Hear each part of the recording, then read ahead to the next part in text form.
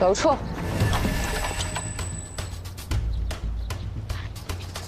楼处，老大，玲珑草，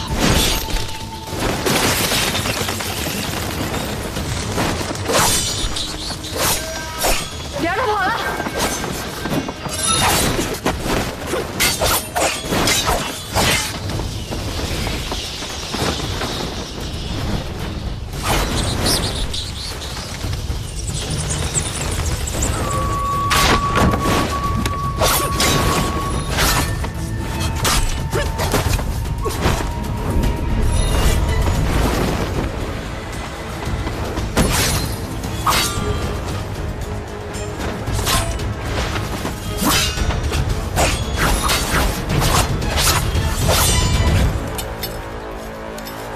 跟我回去。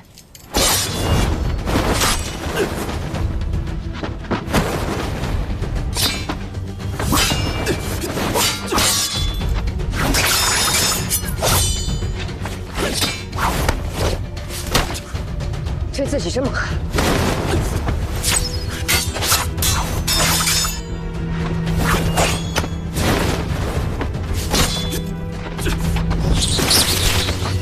老大，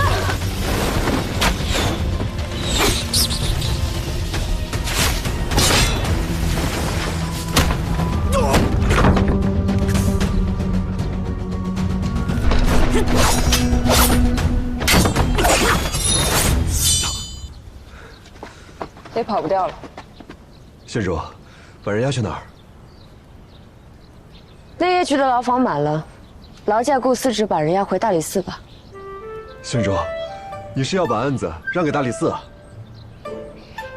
借用一下大理寺的大牢而已。哦。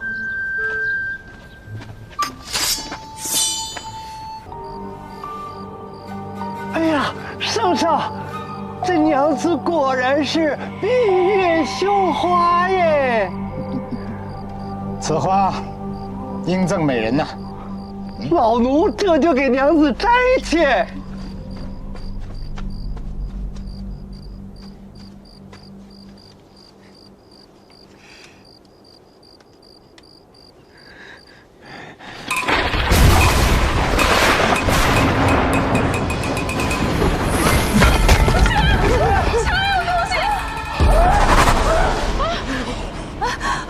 圣上，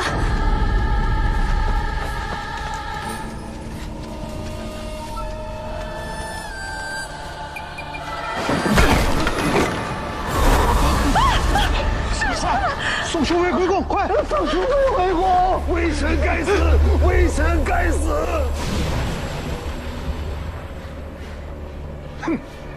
兴庆宫之中，竟有如此残忍之事，速遣内乐局彻查此案。奴婢遵旨。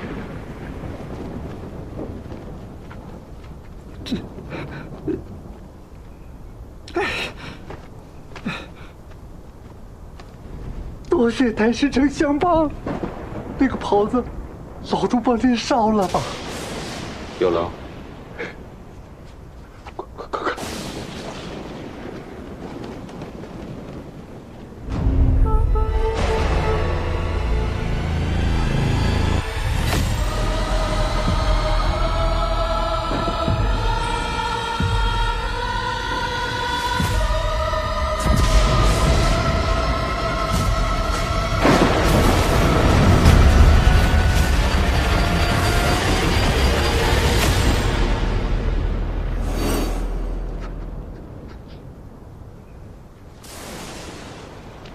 贤主，你才刚恢复原职不久，可别乱来啊！圣上交代过，你不可验尸。你小声一点，别人就不会知道。什么百媚生啊？怕不是鬼魅的魅吧？江作成怎么说？弄巧成拙，下的筛糠，一句话都说不出。带回去，明日再审。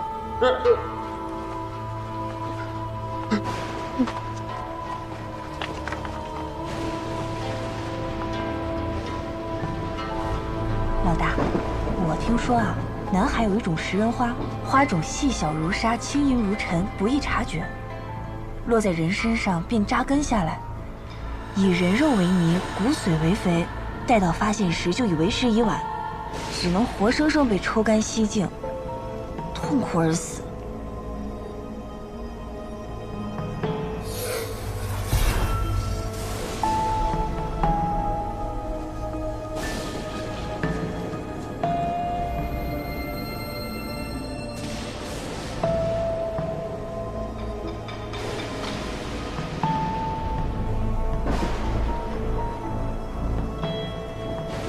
香秀，定是宫中之物。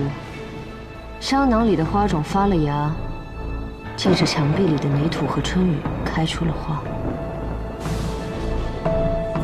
请四肢看看，这绣法可是香绣？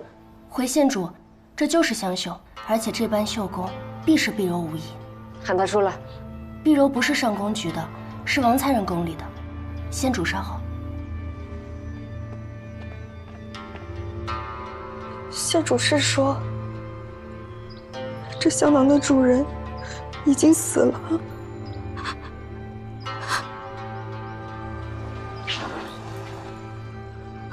回县主，这个香囊是我送给韩笑的。是淑妃宫中的韩笑。韩笑身上可还有什么特征？韩笑两只脚的脚踝内侧各有一颗朱砂痣。长得对称，十分特别。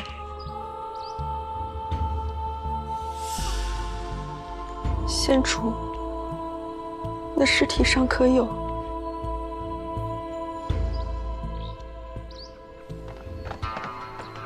我在掖庭局查到了韩笑半年前的出宫记录。圣上体恤工人们，每个放出的工人都会给一笔安置费，让他们能够自行婚娶营生。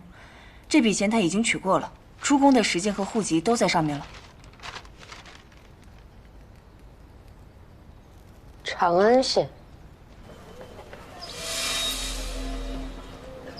请问这里可是蔡家？是。娘子是从宫里来的，可认识我阿姊韩笑？你是韩笑的妹妹？我是珍珍。娘子可有阿姊的消息？谁呀？阿娘，他们是从宫里来的。二位可有韩笑的消息？韩笑是我在宫中最好的朋友，自他出宫之后便断了联系。我今日来长安县办事，就想来看看他，怎么会失踪了呢？唉，韩笑可在宫外有什么交好之人？他从来也不跟我们说这些，我也不清楚啊。唉。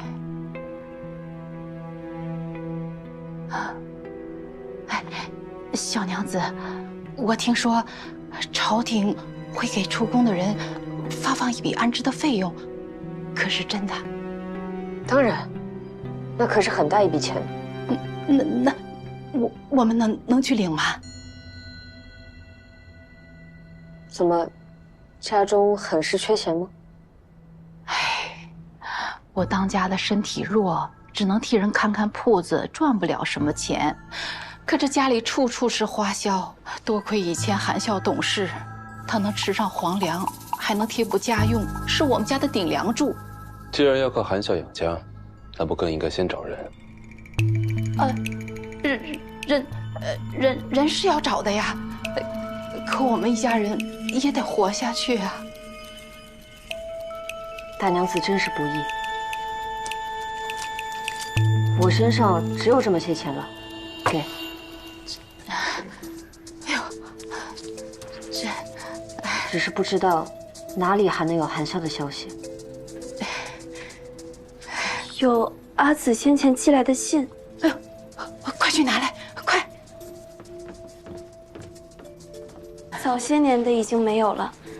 这是前2年一直到阿紫失踪之前的信，我都仔细留着。小娘子看看是否用得上。我改日再来。若还能有什么想得起来的，记得随时告诉我。一定。哎呀，韩笑能有你们2位这样的朋友，可真是三生有幸啊！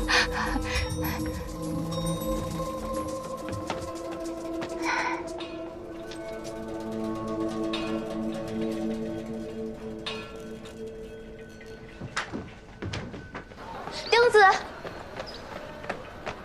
娘子，若你能找到我阿紫，便告诉他，我长大了，我爹500个元宝能挣1文钱，可以贴补家用，他不用那么辛苦了。还有，若他真的不想回来，便走吧。我不求他回来，只愿他平安。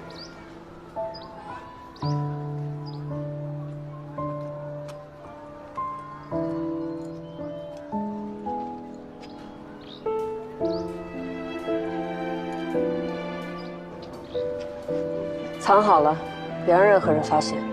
若你爹娘想要送你进宫，或是让你嫁人，就拿着这块玉牌去兴庆宫内夜去找我，记住了吗？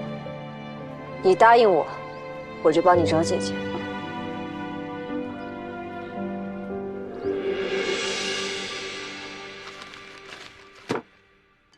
给阿爷看病的钱，弟弟读书的钱，家中修灶台的钱，东起买炭添衣的钱，这些信里基本上都是家里要钱，含笑给钱。那家人在装穷压榨女儿，你一袋钱买这些信，就是在助长他们讹诈的习气。你再看看这信上有没有说点别的？他出宫以后要去哪儿？需不需要父母接应之类？余下还有许多未打开的，待我一一看完，就算有，也不值那些钱。这羊肉好嫩，太使劲尝尝。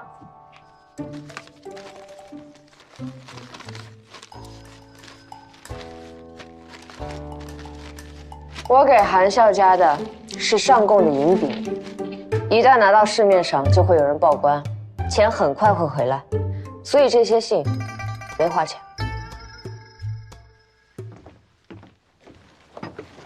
我去京兆府和长安县衙都查过了，这半年来没有韩笑入籍的记录。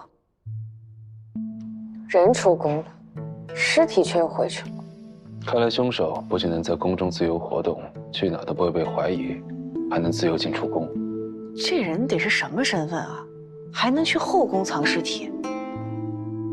太史丞有灵符，他就行。也可能不是显赫之人，而是身份足够低微，不会引起任何人的注意。让你放的消息放了吗？放了。韩笑人缘不错，知道他死得那么惨，肯定会有工人提供线索的。圣上不是吩咐低调破案，避免引起恐慌吗？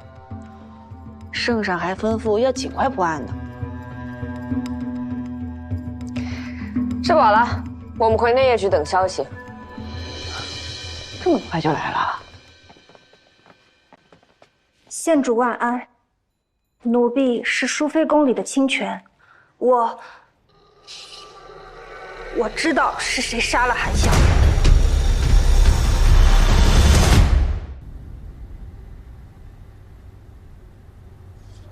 郡主，男女授受不亲，这般真的可以吗？这样他一不能自杀，二不能逃跑，我们香喷喷的不用受罪，不好吗？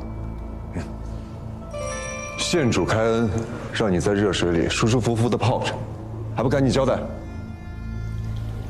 哎，你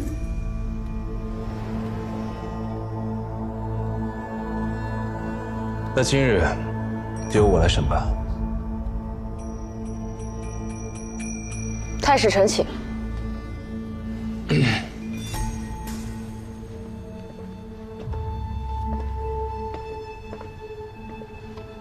胡达在后宫放贷借钱，又贪财好色，对他有怨气的大有人在。你杀胡达是因为欠钱还不上，不是因为钱，那是因为女人。你恨那个女人，不，你爱那个女人。你因为爱她，所以对她恨之入骨。可你身份低贱，又脏又臭，她看你就像看苍蝇老鼠一样避之不及。你越是想接近她，她就离你越远。不过都是在宫里伺候人的，谁比谁高贵，谁又比谁低贱呢？一个女人而已，该杀。胡达长得比你英俊，有钱又大方，你喜欢的女人喜欢他，你这辈子都不可能成为他。你恨他，所以你杀了他。杀！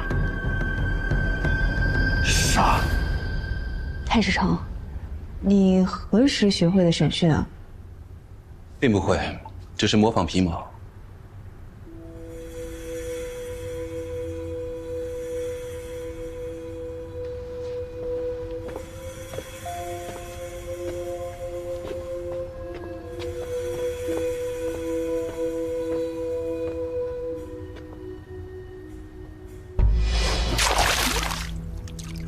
只可惜，胡达没死。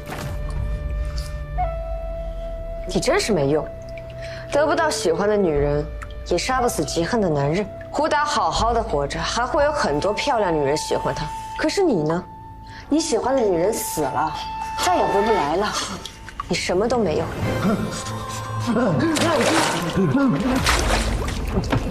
你只要说清楚怎么杀死韩晓，我就给你一条生路。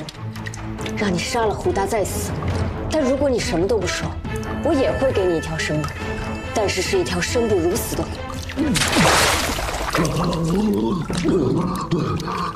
你自己选吧。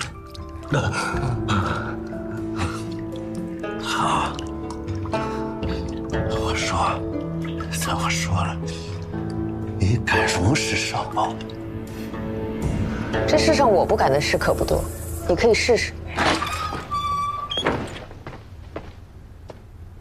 县主，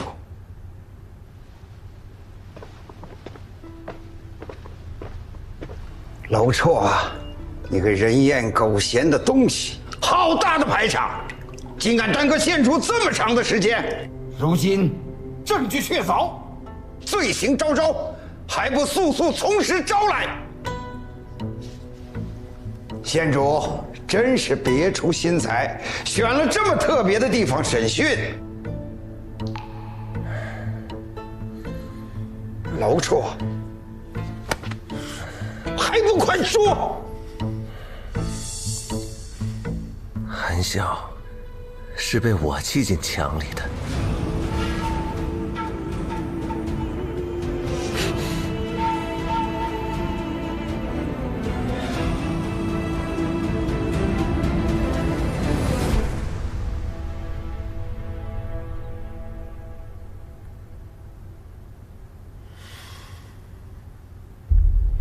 我本是武将之后，年少时因家中获罪，入宫做内侍，一直在禁房做清教工，又脏又臭，人人避之不及。这偌大的皇宫，金碧辉煌，花红柳绿，都与我无关。宫女再美，宫花再艳，我都未曾多看一眼。每日做完工，都得回到那间常年不见天日的小屋里。陪伴我的只有老鼠。直到有一天，我遇到了韩晓。我们清教宫很少往掖庭去，每月发俸，都派一个人把我们整个净房所有人的钱都领了，免得去的人多，招人厌烦。这什么味儿啊？好臭啊！哎呀，清教宫什么时候也能直接来掖庭领钱？那是我们净房所有清教宫的钱，我不敢丢一分，我只能听命接。掏粪的，你哪来的这么多钱啊？该不会是偷的吧？我问你话呢，你这些钱全都是哪来的？啊？是不是闲得慌？太闲的话，跟我去给淑妃种花。韩小姐姐，你饶了我吧，这大热天的，我会中暑的。还不快滚！哎，是。我入宫10几年，第一次有人帮我出头。发什么呆呢？快把钱收起来，回去吧。第一次有人对我笑，那个人就是韩晓。自那次之后，只要我干完活，就会想办法去看看他。他在淑妃宫里做事，想见他很难。不过我也有我的法子，能远远的看一眼，也是好的。但后来我发现，他跟那些人一样，瞧不起我。含笑姐姐，胡监座，上次那笔钱，利钱可以给你最低。多谢胡监座。不过嘛，跟我来吧。好。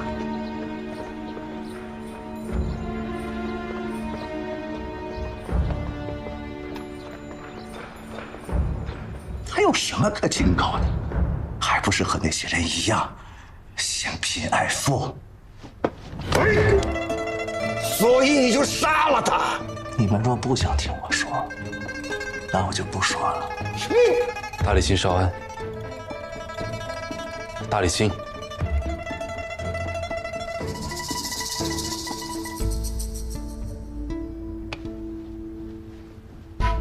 罗硕，你继续说。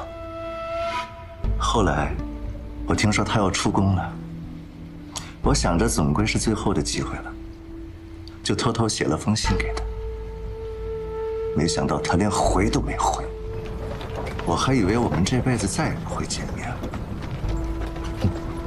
但缘分这事，还真是说不准呐。他就那么蓬头垢面、衣衫褴褛地躺在水沟里，被送回我身边了。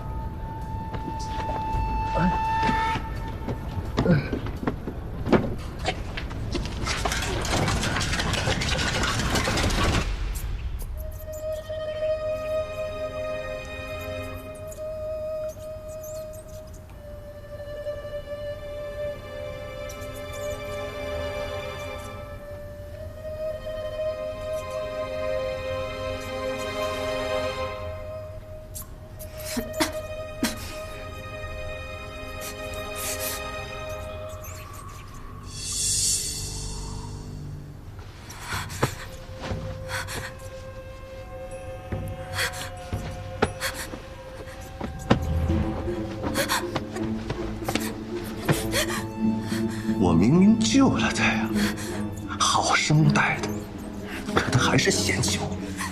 我是他的恩人呐，没有我，他就死在路边了。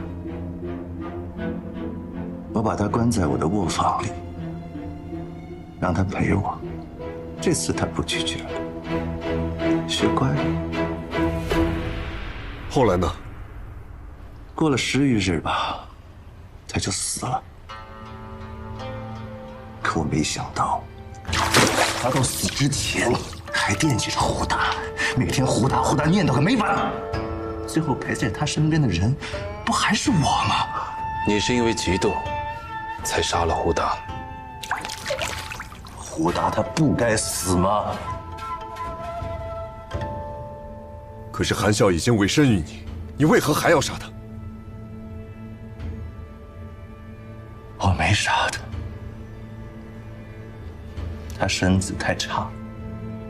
有一天，我干完活回来，就发现他死在屋里了。死了也好，死了就彻底不能离开我了。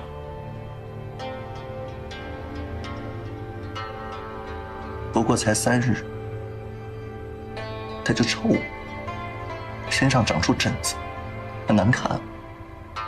没办法。我只能把它埋了。你可以把它烧成灰，也可以将它抛尸宫外。为何要将它弃进宫墙之中？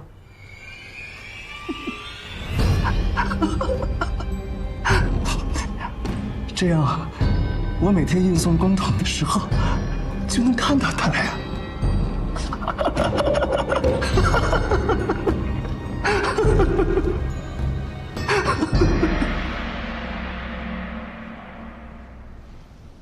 若是只有10余日的时间，能造成这样的伤痕吗？伤痕的颜色有深有浅，显然是旧伤位于右天心上，最早的伤至少在半年以上。唉，韩笑出宫后，想必一直在遭受虐待。他到底是去哪儿了？柳绰一定还有很多话没说。你先去查查胡达，若他只是因为嫉妒而杀了他，没有必要如此大张旗鼓。是，对，是被一辆马车接走的。几个女孩先出来，你妹妹就追了上去。可知道他们去哪儿了？玄都观只管登记他们离开的时间，去哪里是不知道的。应该就是这儿了吧？桃枝，你看这儿多好呀！我就跟你说了没事吧？这里啊，肯定是个好营生。真不错。胡大能介绍什么好营生？还是小心一点吧。反正你也知道我们就在这儿了，能放心了。快去找你哥哥吧。我瑶光山太子明宪，从13岁起参加青云大会，为瑶光山连胜7年。从小我就用法术女扮男装，在外人眼中我是个男子，他们都说我是河虚最能打的战神，说我是英雄。我哪是什么英雄，不过是一时一刻都不敢松懈罢了。因为赢得福泽是我的使命，自记事起，我就被要求只能赢，必须赢，一直赢。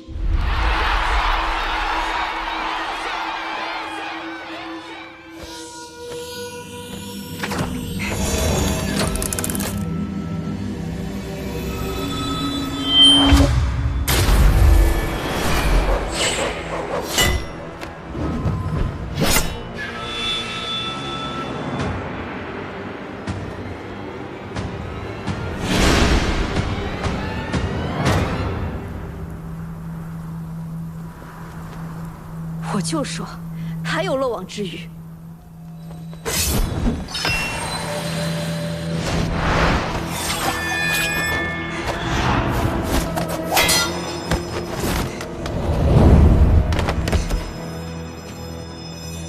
为什么不出招？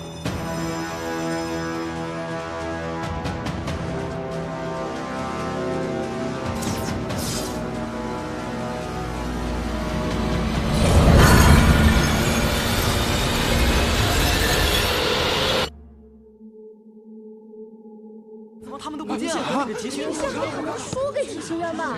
肯定赢了呀！公主，我们这次能打败明宪吗？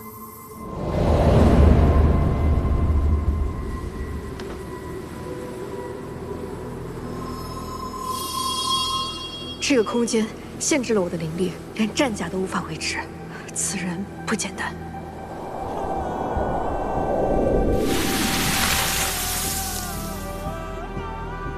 极星渊的斗者竟有此等灵力，你到底什么人？都被困在我的灵犀井里了，还能说出这种话？我就算在你的灵犀井中，灵力减弱，也照样赢得过你。是吗？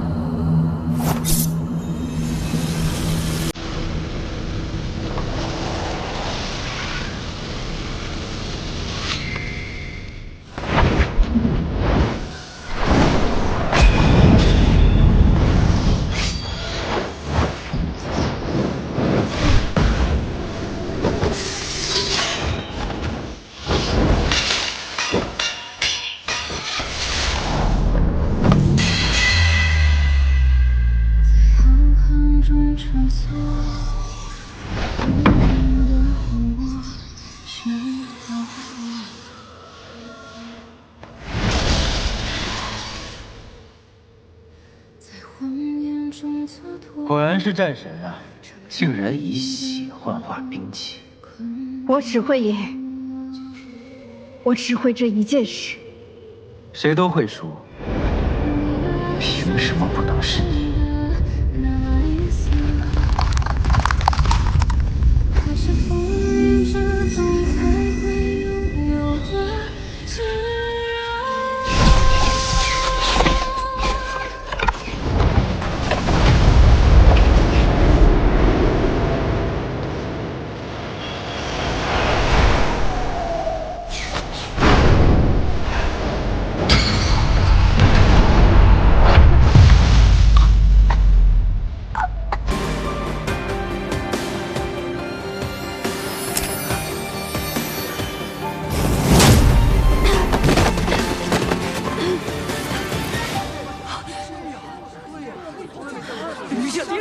输了，就剩这么多啊！是啊，福泽都没有了。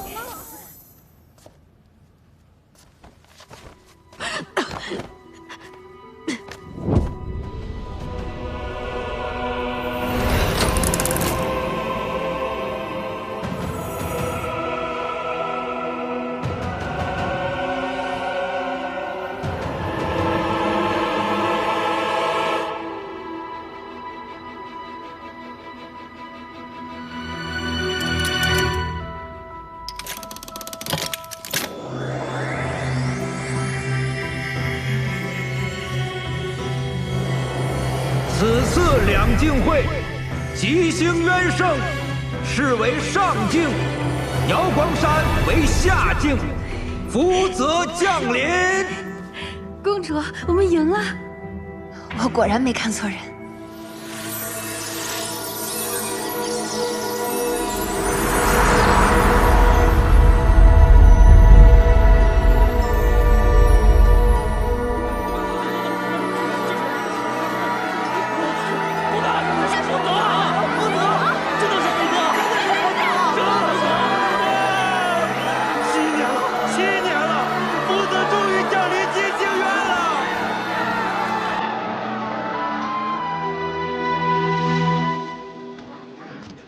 输了还有脸出来？就是，都怪他，没有脸。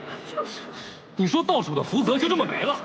没有福泽，瑶光山就会灵光暗淡，大地干涸呀！没有福泽，连灵石都画不出来，这日子怎么过呀？是啊，你不配当我们的战神。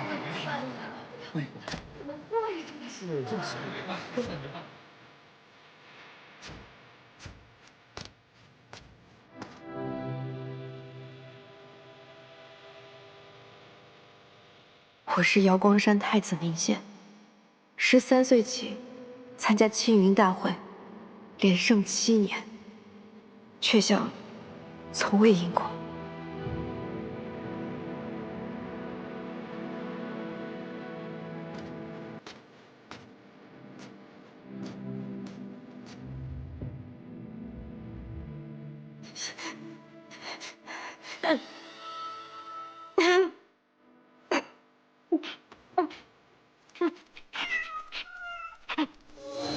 明宪，明宪，你怎么了？而且，我灵脉断了。怎么会？看着像中毒，好生厉害的毒。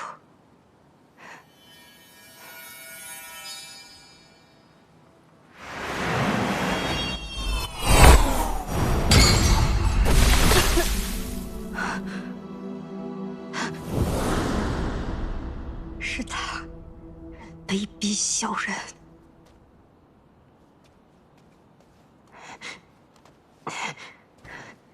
母后，我命你走，即刻离开瑶光山。母后，您这是要驱逐我吗？你的灵脉已断，再要留在瑶光山，是想死在觊觎太子之位的人手里吗？母后，我一定能修复灵脉。瑶光山失去的，下届青云大会，我1000倍万倍讨回来。我对你一定还有用，你千万别赶我走。明宪，你听好了，我不是要赶你走，是要你好好活着。可笑我这半生汲汲营营，如履薄冰，教你从一出生就用这无相秘法扮作了这个太子。你本来可以成为一个普通的小仙子的。这道至强至密的障眼法，让你在所有人的眼里，都只是一个男子的面貌。可是现如今，你的灵脉已断，一切都成了空。明宪，留在瑶光山，并不是一条生路。我放你走，你撤去无相秘法，恢复你本来的样子，谁都不可能认出你来。好好活下去，永远别再回来。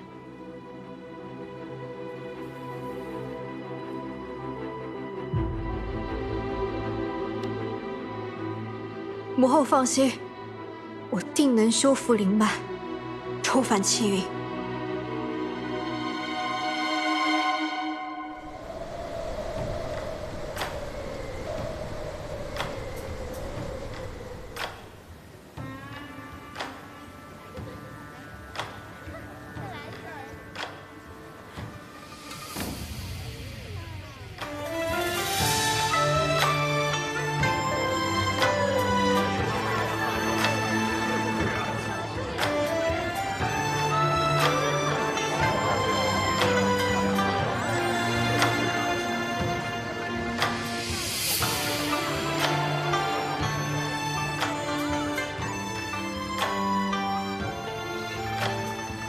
季仙君，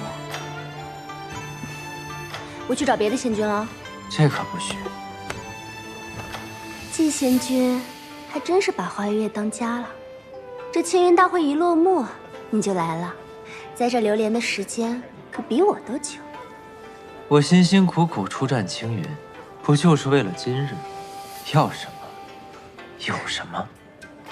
明明是我有什么，季仙君就要什么。是吗？那你有什么？季仙君，吃颗葡萄。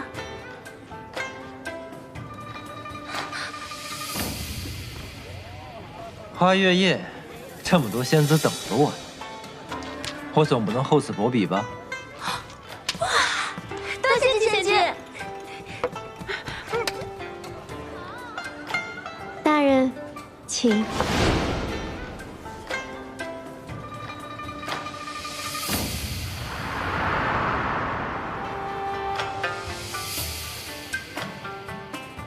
季伯载这小子，赢了青云大会后，日日花天酒地，寻欢作乐，果然是个卑鄙无耻的小人。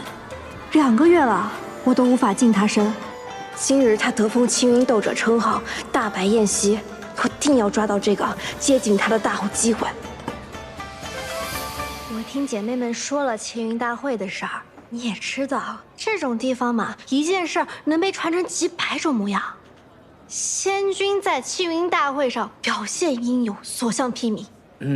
那一看就不是那种会被区区名县一招击败的普通人。会传我这种话的，是不是季伯载？不，仙君，季伯载他根本就是在胡说八道。这和季仙君有什么关系呢？那你为何会同我讲这种话？仙君误会了，我只是……就现在，啊！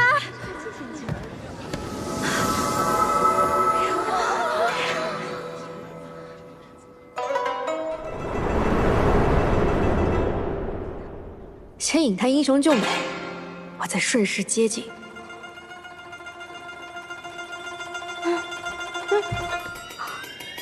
打扰了。不吃这招。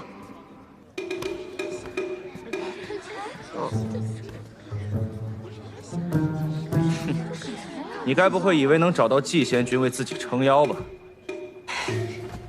孙仙君，你误会了，你那事儿季仙君一个字都没跟我说，你可千万别怪他。季伯载，是不是你传的我在青云大会的事？你一个沉冤罪囚，莫名后天得了灵脉，还攀上天机公主当了斗者，怎么只敢在背后嚼舌根，这么上不得台面吗？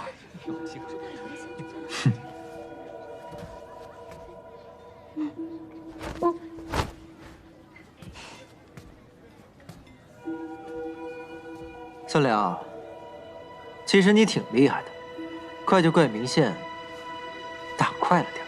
你。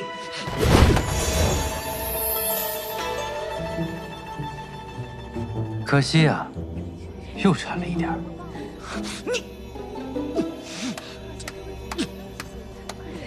怎么今日又看到季兄为了一个小仙子，同人大打出手啊？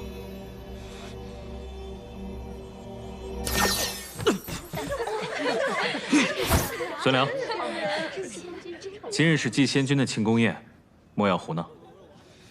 哎，算你走运。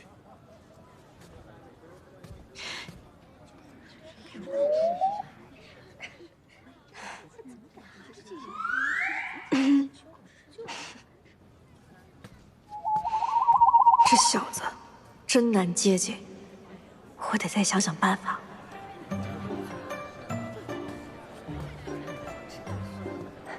季贤君，酒菜已经备好，可以开席了。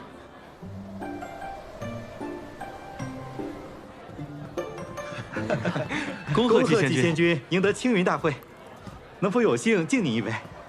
季贤君在青云大会上的表现如此英勇，为我们吉星渊赢得了福泽，今日难得一见，在下敬你一杯。师父说，我的时间不多了。徒儿，你青云大会受的伤给我看看。师父，我不知道中了什么毒，灵脉断了。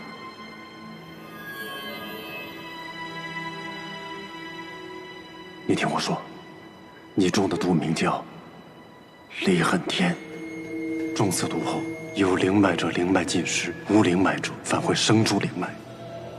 从现在开始，你不能再催动灵脉，否则就会加速毒发。这个印记叫离恨花，等着七瓣全部凋落，就是你元神寂灭之时。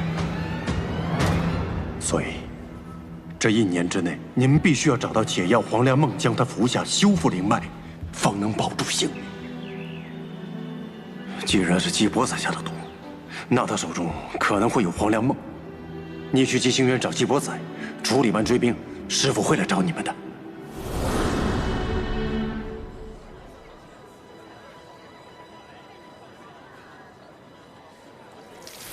他不吃外食，是怕别人给他下毒。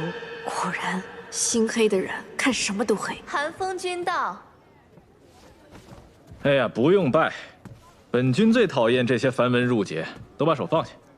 以后你们都像伯宰老弟一样，无论在哪儿见到本君，都像见到老朋友一般，这样多好啊！啊！寒风君这是点我呢，我哪敢造次啊！从前做醉酒时，连贵人的灵宠都要下跪，现下混好了，便只求一个不弯腰。本君就喜欢你这个脾气。今天是伯宰老弟你得封青云斗者的好日子，特带了些薄礼以表心意。你那吴归海啊，煞是冷清，仅有的伺候也是年事颇高，这怎么能行啊？本君的小侄女天机也是个不懂事儿的，她虽然掌管着吉星渊的寿华判宫，却仍然当不好这个尊者，都不知道给你安排个人。今日本君给你送来2位婢女，日后管账洒扫你尽管吩咐他们。本君这份薄礼，你可还满意？寒风君对我的吴归海，听得也太紧了吧？他们吉星渊内部果然也有隔阂。不是我不领情，今夜好歹也是天机公主为我办的宴席，可寒风君却突然带了2个人过来，我这要是收下了，那岂不是驳了天机公主的面子吗？你不敢驳了天机公主的面子，反倒是不怕得罪本君呢。老弟，这份薄礼，你当真不收吗？君送的礼，季贤君竟然不收，竟然拒绝了，这不折了人家的面子吗？机会来了！不可以，大人才刚刚答应我要带我回乌龟海的。我方才说过吗？说过。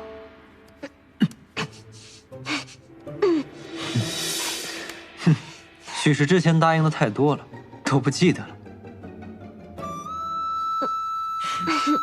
那不如季兄将这3人一同带回去，也算是一段佳话呀。对呀，是啊，一起带回去不够。这个主意好，本君这就亲自派船车将你们一起送回去。好，带回去。对，带回去吧。是啊，带回去。不行，装不下。虽然吴归海地偏，但毕竟是赏赐给季贤君的，幽景开阔，我看多来几个也装得下呀。对呀，是这个主意好啊！季贤君带回去正好，这正合适吧？这是。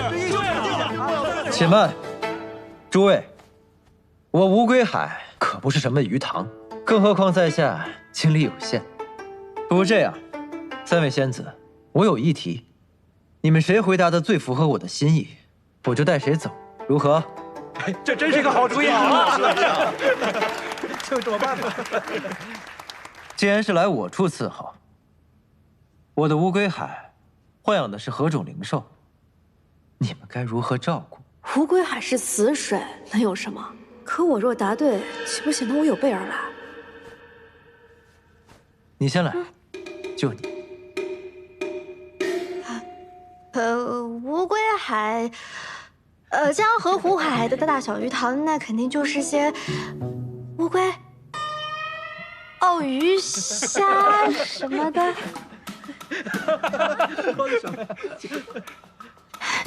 大人，我对你一片心，比灵兽更忠诚，比吴归海的水更深。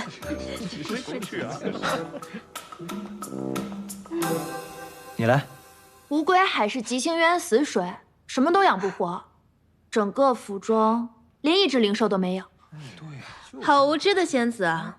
你当真了解极仙君吗？知道他的喜好吗？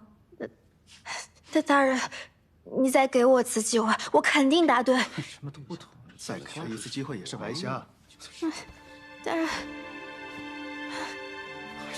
还有脸要机会？哎，这位仙子一直在纠缠季贤君，难道是季贤君看不上他的？那两位仙子这么了解季贤君，肯定选他们啊！哎，韩风君选的人准没错。我选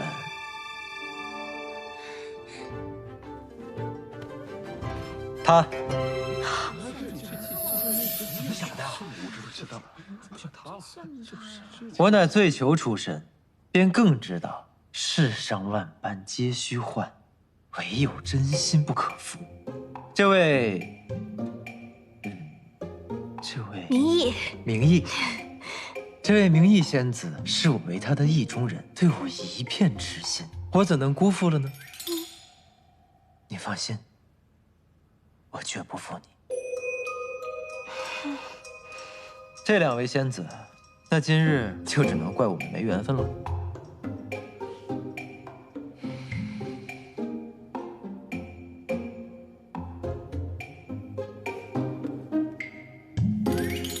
不好对付啊，不过这算是成了。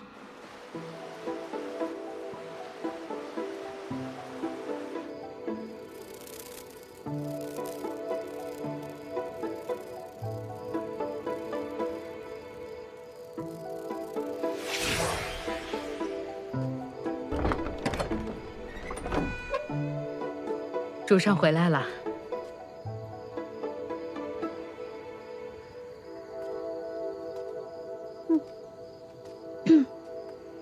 大人，这一进门就给我戴上丝带，到底是为何呀？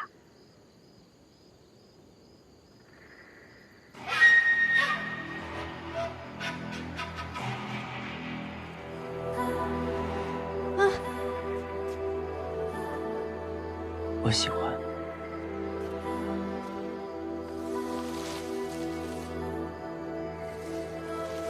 启禀韩风君，季伯宰把那仙子抱进房间了。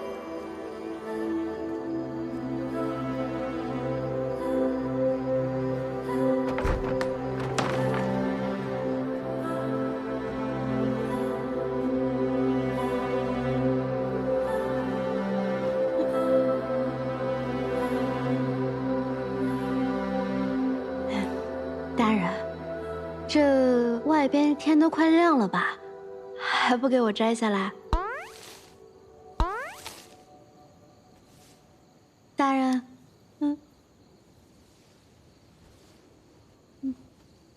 今晚你大费周折，演了出欲擒故纵，就睡了跟我回乌龟海吧。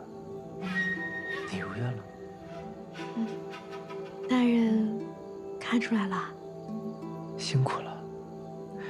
戏一出接一出，送走一双，又来一个。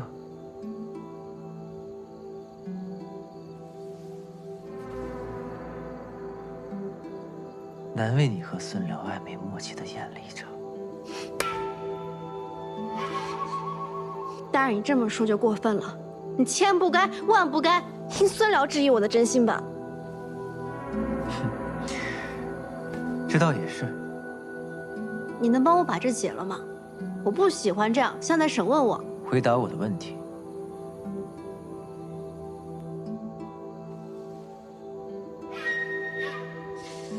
莫非大人就喜欢这样绑着的问法？平时表面看不出来啊。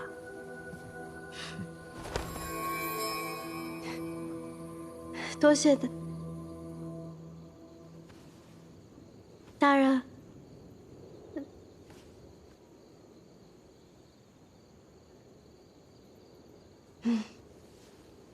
大人，我想跟你回乌龟海，不是很寻常的事儿吗？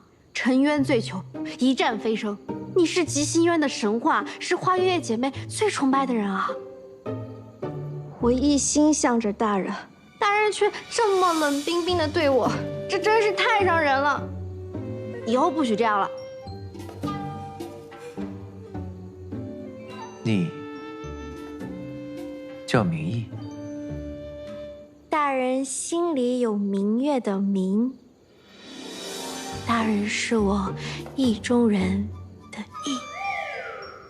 你来花月夜前是做什么的？这还是要审我呢，说多错多，得想个法子堵住他的嘴。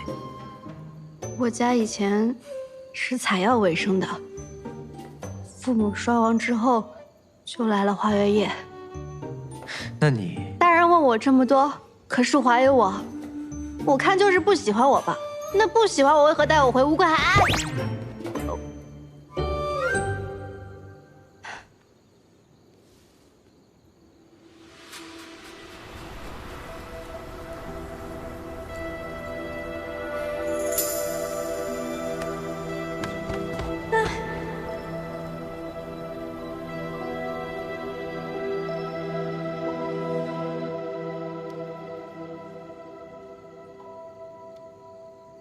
没事吧？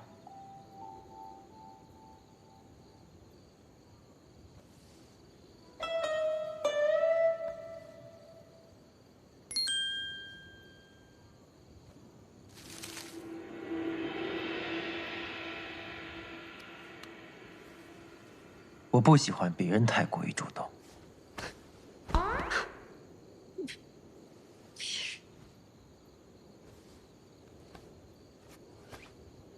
不是吧，这么厚积？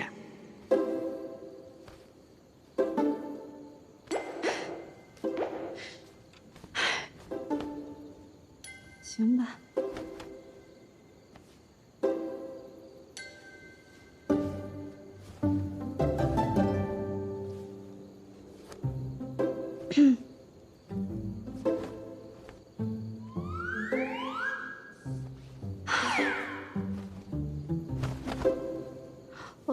二七怎么回事儿？怎么还没好？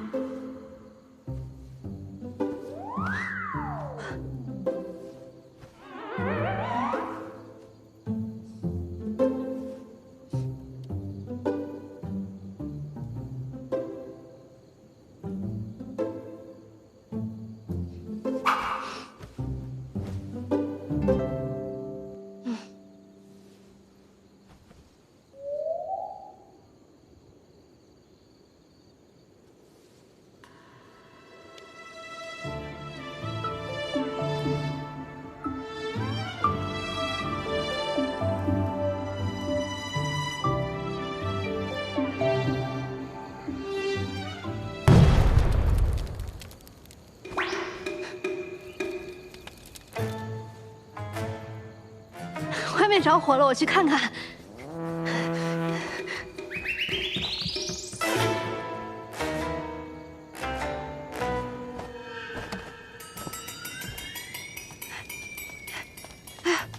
大人，这怎么回事啊？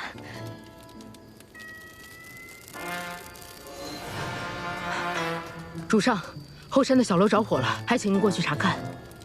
这可得去看看。哎，我怎么能放心让你跟着去呢？乌龟海你一处也不认识，出了事可怎么办？不会说是？这道结界，除了我跟荀婆婆，谁都进不来，而你也出不去。这样你就不会有任何危险了。等我回来。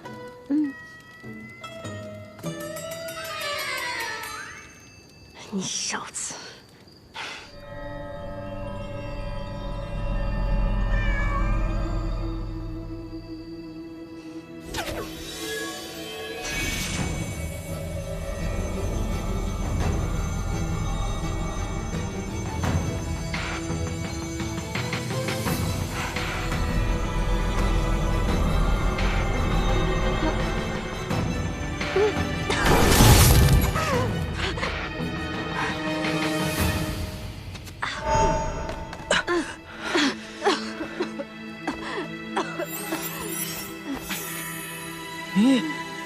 你现在灵脉已断，只能跟普通人一样，拥有少量法力，使用简单的法术，以后就别逞强了。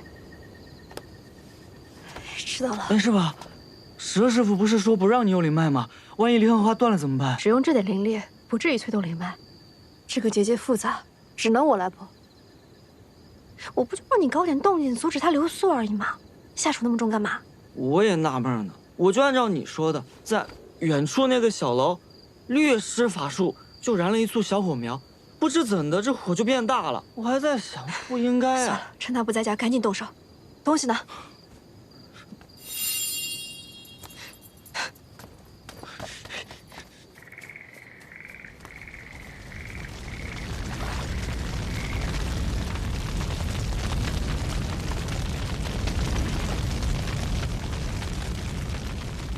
这明义以来就出了这样的事儿，主上放心，老身一定彻查起火因由。不必，天火而已，不必惊动外人。我不喜欢别人太过于主动，还得再应付一会儿。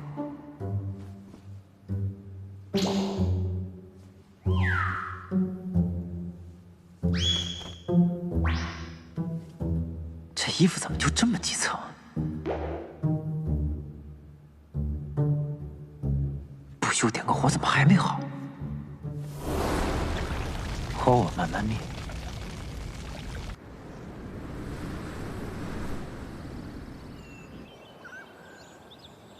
在吉星渊这2个月，我们已经调查到，季伯仔的灵脉就是用离恨天催生出来的。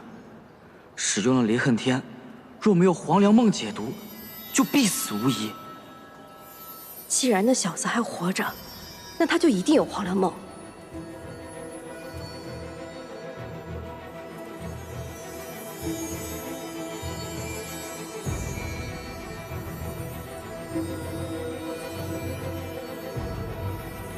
不在这儿。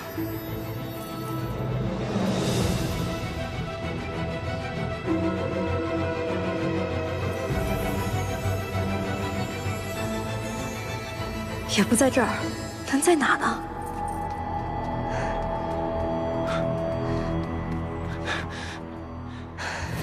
离恨天和黄粱梦是双生的毒药解药，以你的毒血为引做出来的法器，按理来讲不应该找不到啊。去那边瞧瞧。主上，小心台阶。他们要回来了，你赶紧找个地方。你居然自己跑了！我们出去这么久，也不知道那小仙子有没有乖乖等着。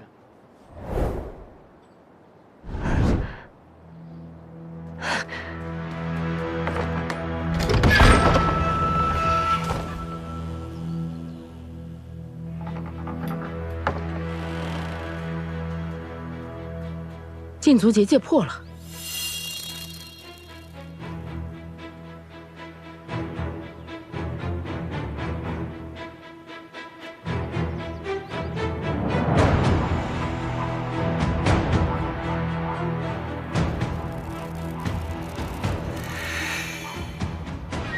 主上，他不在房内。